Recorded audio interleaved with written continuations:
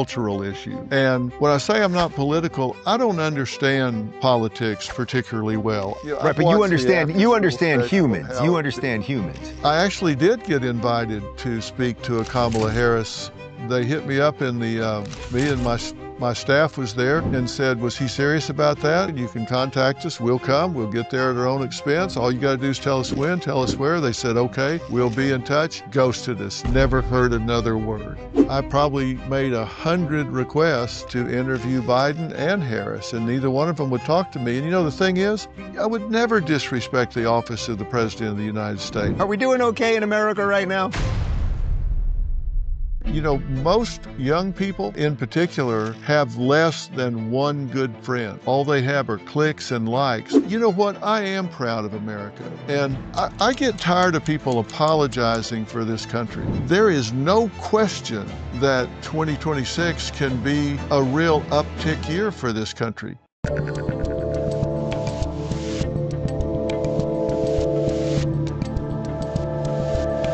All right, Dr. Phil, you're past the point of intro. You get no intro today other than you are Dr. Phil. Everyone knows you are Dr. Phil. You've done like basically 4 billion things in television and entertainment and across 1,000 verticals. Everyone also knows I'm off the grid right now, and I thought sitting down with you right now as we tape this end of July would be a good one as I disappear, because you kind of offer the world, hey, get your crap together and then also enjoy your life. And that's kind of what I'm trying to do with this August operation. What do you think about that? You know, I have to wonder, people are listening to us right now and you're gone. And I'm wondering right now where you are and what you're doing. And I bet it ain't much. And listen, I'm a past It is not master. much, I guarantee you.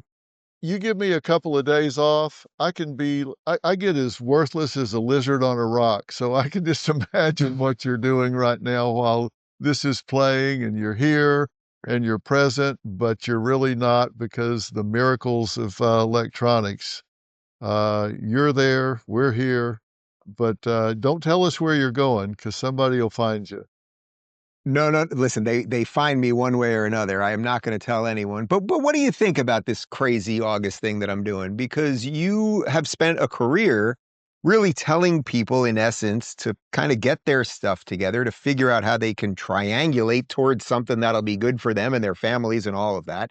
I kind of did this 9 years ago. This is my 9th year doing it. It was sort of a joke at first, but now it's really become an important piece in keeping me refreshed and renewed to do the daily battle thing that you and I are both in now.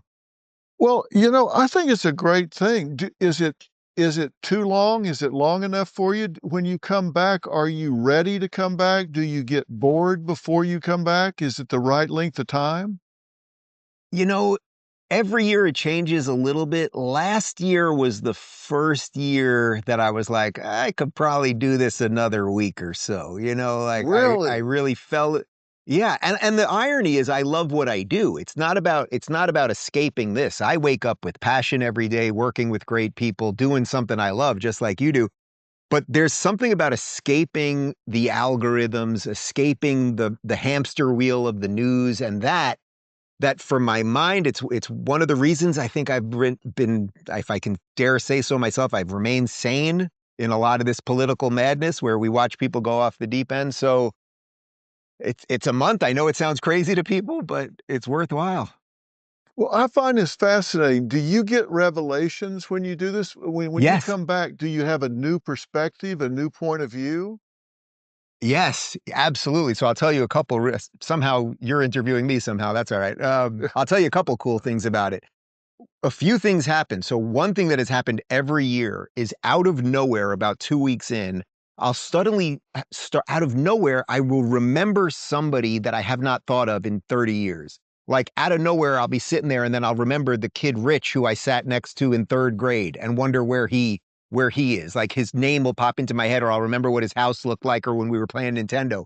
The other thing is I suddenly can remember songs. I mean, full songs, every word of every song out of nowhere, and Really? it'll just be playing in my head.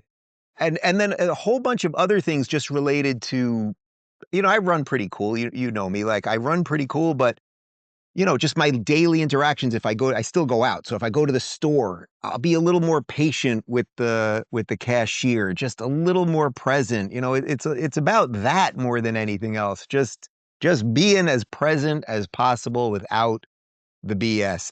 That's it. And then yes, I do come back with fresh eyes because you realize that politics and culture, it goes on without you, and it's okay. Yeah, I think that's great because that's what I get from traveling. I go places that I'm not every day, and if I don't care where it is, particularly if it's really different, I realize, you know what? This is going on every day that I'm where I'm usually am. If it's waves coming up on a beach somewhere or whatever, I realize, you know what? This is going on every day that I'm doing what I do, and these people couldn't give a damn less about what I think is so important in my life. They get up every day, they're doing what they're doing, they're walking down this street. They don't care, they don't know. I am not the center of the universe. And it really puts things in perspective for me. I think it's great that you do it. This month, Tax Network USA is celebrating American Pride Month with 10% off all services honoring freedom, resilience, and financial independence. If you missed the April 15th deadline or you have back taxes, don't wait. The IRS is ramping up enforcement fast. Penalties can hit 5% per month. The good news, Tax Network USA can help. Whether you're self-employed, run a business, or your finances are a mess, their experts know how to get results. Consultations are free, and acting now could save you from wage garnishments or bank levies down the road. Call 1-800-958-1000 or visit tnusa.com/Dave to get started. Take advantage of this month's sale for 10% off. All right, so all that being said, I disappear for a month, you travel the world, but we do something very similar for a living, which is try to communicate a lot of craziness, whether it's political or cultural or I suppose psychological, maybe philosophical, religious. We try to communicate that stuff to people in a way that hopefully talks them off the ledge a bit. How do you think we're doing?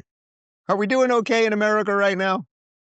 You know, I think so. I don't think we're as nearly as divided as some of the media would lead us to believe. I think they're kind of fear-mongering. There's no question there's division, but I have to say, I don't think we're as divided as we think we are. And as I move around and talk to people, I think there's still those kinda, fringe groups that are, beating the drum, but, you know, I think as people get if you go to Maslow's hierarchy of needs and, first thing is survival, and then people wanna start looking to see their quality of life, and then whether or not they're doing things they wanna do. It just seems to me like things are settling down and people are feeling better. I don't think that it's, nearly as dire as some people wanna make us think, and I think people are a little more optimistic than they've been in the past. So I completely agree with that. And again, it's partly why I do the month off, because when I step away, it used to be that social media was a mirror, and somehow I think it's become a funhouse mirror now, where it does not reflect us properly. It reflects a very distorted version of us. But do you think that partly the reason people think it, do you think that is just a function of modernity in some sense, that we have it so good, say in America in 2025, that we're able to navel gaze to the point that we think all hell's about to break loose when we are really doing some incredible things before we even talk about any of the political stuff? I mean, just that humanity is in a very good spot, actually. It's easy to start taking things for granted, right? It's easy to get up, you turn on the faucet, water comes out, you flip the switch, electricity is there, you get in your car, it goes. Um, and we get to taking things for granted that are really pretty amazing, particularly in America. And most people have a reasonable quality of life. I'm not saying everybody. That's not true. There are still people below the poverty line. There are still people struggling. But you compare it to other parts of the world that wake up every day, and survival is not guaranteed. You wake up even in first world countries like Israel, where there are missiles coming in every day. People live with that. They were asking me recently at a event I was attending how I thought Israelis deal with post-traumatic stress disorder. I thought, there's nothing post about it. It's not behind Correct. them. It's current.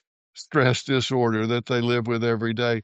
We don't live with that here. We have so many things that we have to be thankful for. And, I am the incurable optimist, but I think we need to, I don't think it's just optimism. I think we do need to really take time to count our blessings because uh, not everybody's in the same position in this country, but if you're healthy and you've got freedom and you've got options, I tell people all the time, I think at least once a week, not in a spiritual way, we need to really take time to count our blessings. And I mean out loud, write it down, do something where you think, these are the things I should really be thankful for because we don't do that enough.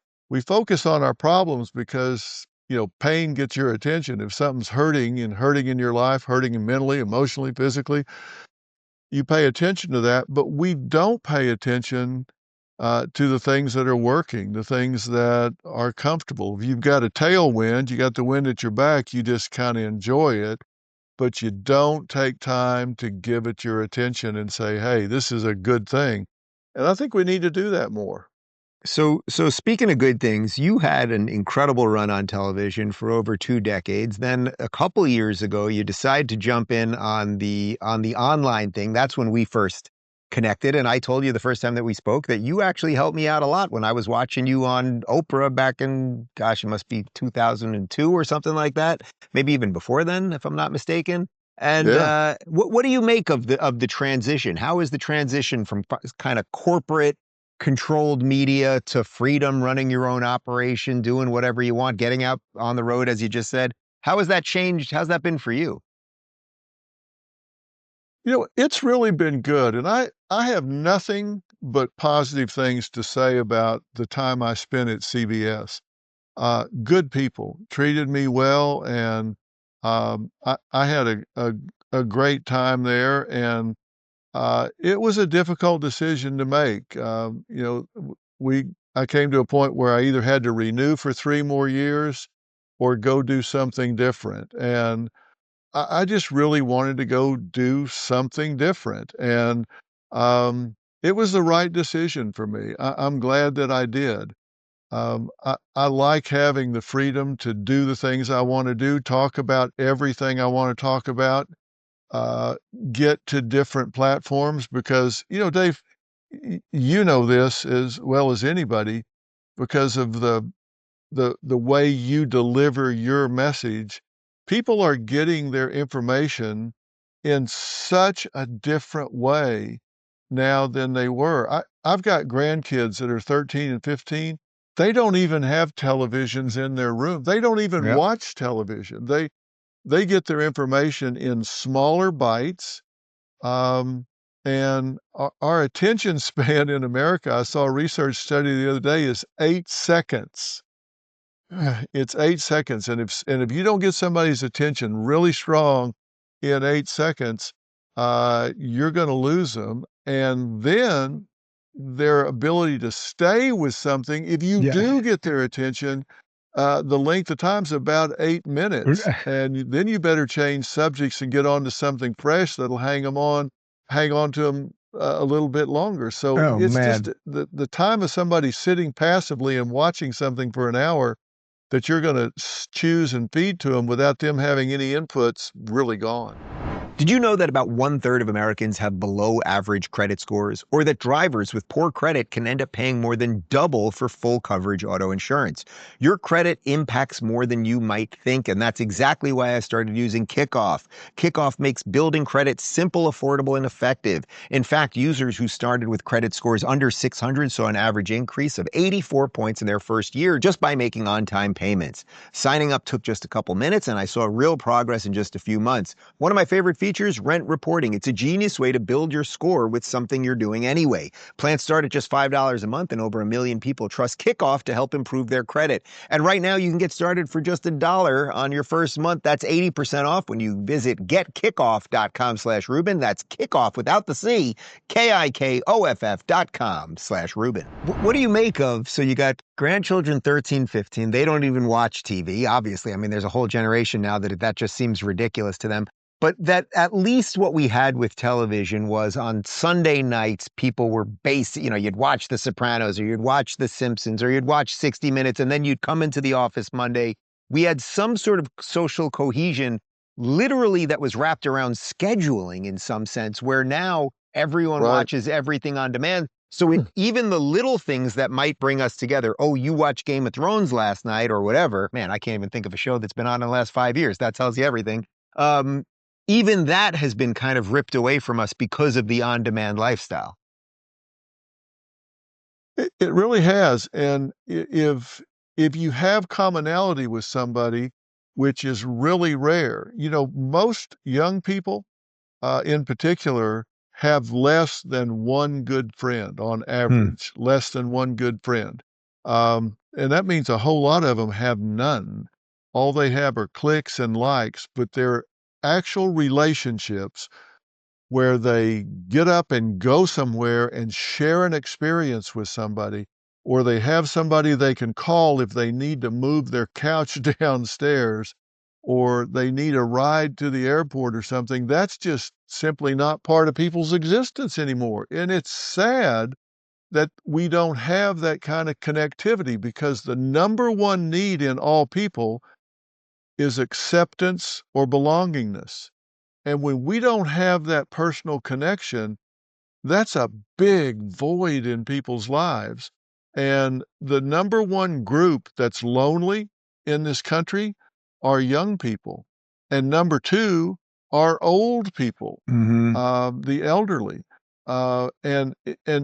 It's a terrible thing to experience.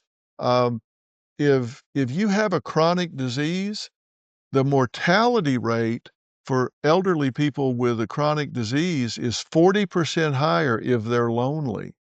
That's how profound loneliness is, and we're seeing that in young people and in elderly people.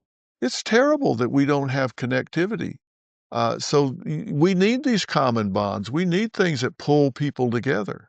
Yeah, is that the weird position we're in right now? We don't, as a society, know what those common bonds are because of the phones and the way we've atomized everything. So, in some sense, the only thing that seems to bring us together is when something terrible happens. So, if there's some sort of tragedy, a shooting, or whatever, and even that doesn't hold us together for very long anymore. No, it doesn't, because the next headline comes along and we move on to something else. And we've got to find a way.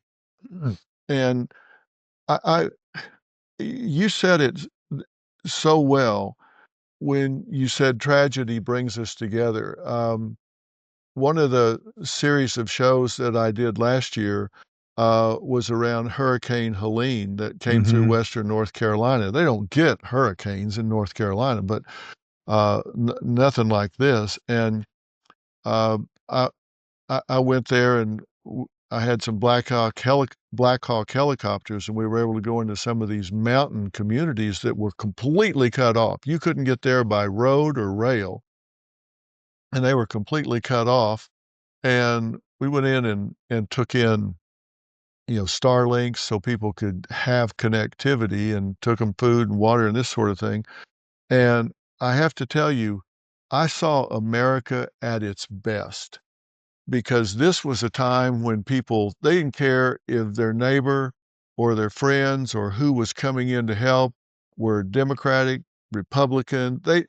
Nobody asked, nobody cared. These were just neighbors helping neighbors, people shoveling mud out of basements, people that were helping those that were flooded out, had nowhere to stay.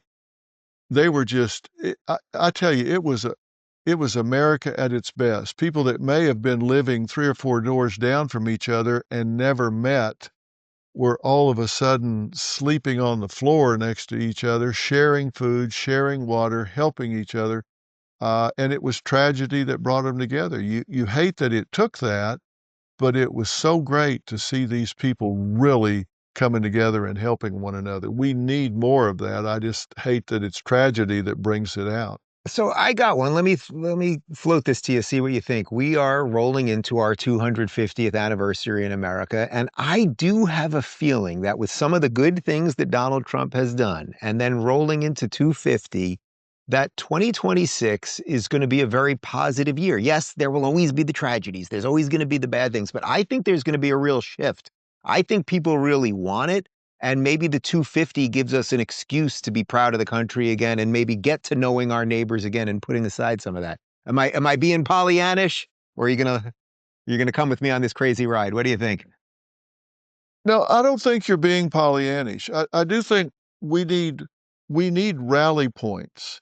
And I think a 250th anniversary is maybe going to give people permission to say, you know what, I am proud of America. And I get tired of people apologizing for this country.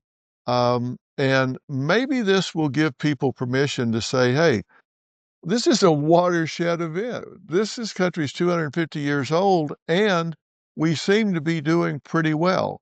And if people will give themselves permission to not feel guilty about not being perfect, to not feel guilty about being successful when not everybody is at the same level, to be proud of the good things that we're doing as international citizens, and to be proud of what we're achieving domestically.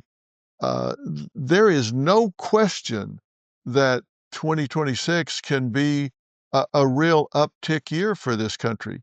And that's so important because when you have a positive mindset, not being Pollyannish, but actually a positive mindset, uh, we function at a higher cognitive level, we function at a higher physical level, we're more productive. Everything goes better when you have a positive mindset. Your brain changes, your brain chemistry changes, your physical chemistry everything changes when you have a positive mindset. And that's true individually and collectively. So I think we are going to have a good year in 2026. And I think if people will give themselves permission to celebrate, it'll be great. Yeah, I hope so. It's one of the reasons I try to focus as much as possible on the good news that's out there, which there is good news. Everyone focuses on the negative, but like there is good stuff happening. So I hope you're right about that. Speaking of that, when I saw you speak at the MSG rally, you said something that really I thought was interesting, which was that you got up there and you said something to the effect of, "I'm not particularly political. I would have gone to a Kamala Harris rally too, but I didn't get invited." And you got applause for that. And I know you were telling the truth. And obviously, they did not invite you. And we don't have to do a postmortem on what they did there.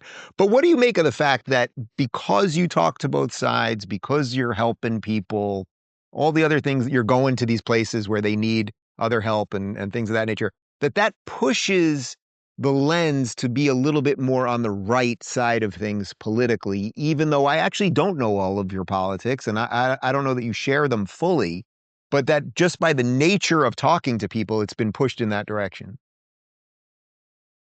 Well, it has been pushed in that direction. And look, when I say I'm not political, um, I mean I'm I talk about cultural issues. And when I say I'm not political, I don't understand politics particularly well. I'm not, and that's not I'm not trying to be um, uh, self-effacing about it. I mean, I really don't understand the political system. What I do understand about it, I don't like. Um, but Right, I've but you watched the understand you after-school understand special of humans. You how. understand humans. That's right. And I've watched the after-school special, like how a bill becomes a law and the little bill walks along. I get it at that level, but I really don't understand all the ins and outs of it, and I don't think I need to. I don't need to understand that. I do understand culture. I do understand the collective consciousness of America, and I think I do understand human nature. And I think politicians talk a lot about culture, of course, because they've got constituents and they understand that they have to answer the call when people have issues. And so I think they talk about my area more than I talk about theirs. And listen, I want to own the debate lane. I'm willing to talk to both sides, and sometimes there's four sides, five sides on something. And I want to platform responsible people. I'm not going to put the KKK on. But if there are responsible sides to an issue, I want to platform them and give them a voice and discuss it. But um, and I actually did get invited to speak to a Kamala Harris um, event right after Oh, Madison Square Garden. They hit me up in the me and my staff was there in the lobby of the Peninsula Hotel and said, "Was he serious about that?" And I oh, was wow. standing right there. My staff said, "Yes." They said, "Well, we've got one coming up, and here's the information that um, you can we said, "Here's our information. You can contact us. We'll come. We'll get there at our own expense. All you got to do is tell us when, tell us where." They said, "Okay, we'll be in touch." Ghosted us. Never heard another word. They actually didn't want me to come at all. I think maybe that person got back and said, "Hey, I talked to Dr. Phil." And they said, "Are you nuts?" Because they actually didn't want me there. But I damn sure would have gone. And I probably made 100 requests from people inside the party, inside the inner circle, to interview Biden and Harris, and neither one of them would talk to me. And the thing is, I would never have disrespected either. I wasn't Of a course, of particular Biden course. fan, but I would never disrespect the office of the President of the United States. What a bad look that is. You just don't do that. I wouldn't do that. I would have treated him with the dignity and respect that someone in that office deserves. I would have asked questions, of course, but I would never disrespect the President of the United States. And I said very clearly, had Kamala Harris been elected president, she would have been my president. And I would have supported her as my president. I made that very clear. And I said, if Donald Trump's elected, he will be my president, and I will support him as my president. I've always said that. Today's show is brought to you by Rumble Premium, the home of free speech and exclusive content from the voices that matter. With Rumble Premium, you get ad-free viewing, access to exclusive shows, and premium features across the platform. We're talking about Crowder's Mug Club, Tim Pool's Timcast, Russell Brand's Raw Commentary, and much more. Whether it's breaking news, real talk, or the content that challenges narratives, Rumble Premium puts you into the front row. Support creators who actually say what they mean and mean what they say. Go to rumble.com/premium/Rubin to join today. That's rumble.com/premium/Rubin, because truth shouldn't come with a filter. Well, they were paying a lot of the celebrities a lot of money to be on stage with her. Maybe they couldn't afford the Dr. Phil fee. Maybe your honorarium's a little, Yeah, well, you got too many zeros in there, my friend. yeah, I didn't get paid doodly squat for showing up at Madison Square Garden. I tell you for sure. Let me ask you one other thing, and then why don't we pick this up? I'm gone for August. Why don't we pick this up beginning of September when my brain has fully reset and you can see what you can kind of squeeze out of the orange there? But let me ask you one other thing, just on the personal side, because you don't talk that much about your personal life. I'm wondering how has it been for you? Couple decades now of public life, of fame, of money, of all of the stuff that everybody kind of wants in some weird way. You got all that stuff, and how does that relate to the guy that you used to be, I suppose? Well, Dave, I grew up really poor, and I've never been afraid of poor because I know how to do it. I've had a lot of practice at it. Um, honestly, I've been where I didn't have a house at all, and I remember I started high school in an apartment with just my dad, and we had a one-bedroom apartment we shared, and we were glad to have it because we didn't have anything before that, and we had an apartment, but we didn't have any utilities. Hmm. It was in Kansas City, and let me tell you, it got cold. It got dark at 4:30, and we didn't have any lights, we didn't have any heat, and it was that way until January, and it gets pretty cold up there. And we didn't have hardly any food to eat, and I've been in that situation, and I feel very fortunate and very blessed to have enjoyed some success. And, uh, being recognizable when you got a head like this, you're pretty recognizable. And you're tall, man. We met for the and first time, what, a year ago at Mar-a-Lago. I knew you were tall, but you're tall. What are you? You got to be 6'5" at least, right? yeah, well, you're no minnow. I mean, Yeah, come on. I'm okay, but I no, but you're tall. You're tall. And so that's why I stick out. Yeah. And and then when I talk, people go, "Oh, yeah, I recognize that voice." Yeah. Um, but I appreciate that. I I don't think I've ever said no to somebody that wanted to take a picture or get an autograph or whatever. Fans are hard to come by, so you better take care of them once you have them. And I appreciate people that take time to say, "Hey, I've been watching you for a long time. You helped me with this, you helped me with that." And I really appreciate that. And I appreciate people taking time to say hello. And I'm fortunate that Robin and I have two boys that are now grown and have their own families. I've got four grandchildren, the 15 and 13-year-old I mentioned, and a 3-year-old and a 2-year-old. Well, now they're almost 4 and 3. They grow so fast, and everybody's healthy and everybody's happy, and those are the things that really matter. And I really appreciate that, and I love what I do. I've got one of those get to jobs, not one of those got to jobs. No. I look at it as a job I get to do, not a job I've got to do, and that's a pretty good deal. I know you feel the same way because we've talked about it. And these are things that not every day's the same. Not every day's fun. Some days you wish you could uh, stay home, stay in bed, or whatever. But most of the time, I'm really excited to get to go do what I do, and that's this deep into it. That's a pretty good deal.